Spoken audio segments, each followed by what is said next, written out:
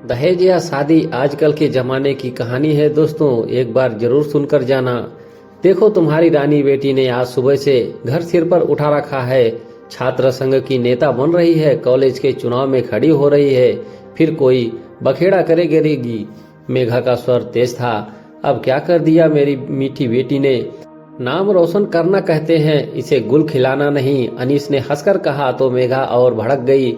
College चुनाव, छात्र संघ से यह सब शरीफ लड़कियां के काम नहीं है। देखो, मैं कह देती हूँ, इतना सर पर मत चढ़ाओ मीठी को। बचपन से हर जगह कोई न कोई बखेड़ा करती आ रही है। 2 महीने बाद इसकी शादी है, वहाँ भी कोई गुल ना खिला दे। यह हम क्या मुंह दिखाएंगे? आजा मेरी बेटी, तेरी शादी का कार्ड बांट आते हैं। तब तक अनीस हंसकर शादी के कार्ड लेकर मीठी के साथ जा चुके थे। अब इसे साथ ले जाने की क्या जरूरत है? मेघा पीछे से कहती रह गई थी। बारात दरवाजे पर आ गई थी।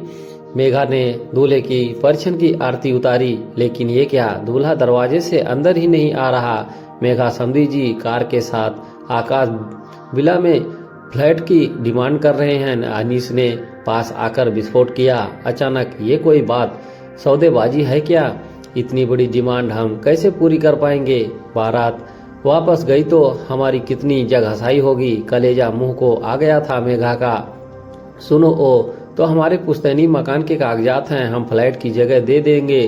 तुम मीठी बेटी तक ये बात नहीं जाने देना। अनीस ने बहुत धीमे से गंभीर स्वर में कहा, परंतु मीठी ने सुन लिया। सुनिए, जब अपनी होने वाली बीवी के रहने के लिए आपको एक अदद छत की भी भीख मांगनी पड़ रही है, तो ऐसे पति से आने वाली जिंदगी में मैं क्या उम्मीद रखूं? दुल्हन बनी मीठी उर्फ मिताली अचानक दूल्हे के सामने आ खड़ी हुई। मैं नहीं कह रहा हूँ, मुझे तो पता भी नहीं है, वो तो पिताजी की इच्छा है, मैं क्या कर सकता हूँ? लगभग मितमिताए हुए दूल्हा बोल उठा। ऐसा पति जो खुद अच्छे बुरे की समझ नहीं रखता या पिता की आड़ में अच्छा होने का नाटक करता है, आगे भी यूं ही लड़खड़ाता रहेगा, ऐसा बदबू पति मुझे मंजूर नहीं। तमक उठी थी मिताली। नहीं करनी मुझे ये शादी, मैंने पहले ही कहा था। शादी में ये जरूर कोई गुल खिलाएगी। मेघा मन ही मन कुलबुला उठी। लीजिए, हमारे पुश्तैनी मकान के कागजात हैं, इसे बेचकर बढ़िया फ्लैट ले लीजिएगा। अनीस ने समझी को कागज सौंपते हुए विनय पूर्वक कहा, नहीं पिताजी, ये शादी है, दिलों का बंधन है, कोई सौदेबाजी नहीं है। जिसे कार या फ्लैट चाहिए, मुझे अपनी पत्नी के अलावा कुछ भी नहीं चाहिए। अगर आपने कार या इन कागजातों को हाथ भी लगाया तो मैं ये शादी नहीं करूंगा। सहसा दूल्हे का दृढ़ स्वर उसके पिता के साथ मिताली को भी चौंका गया था।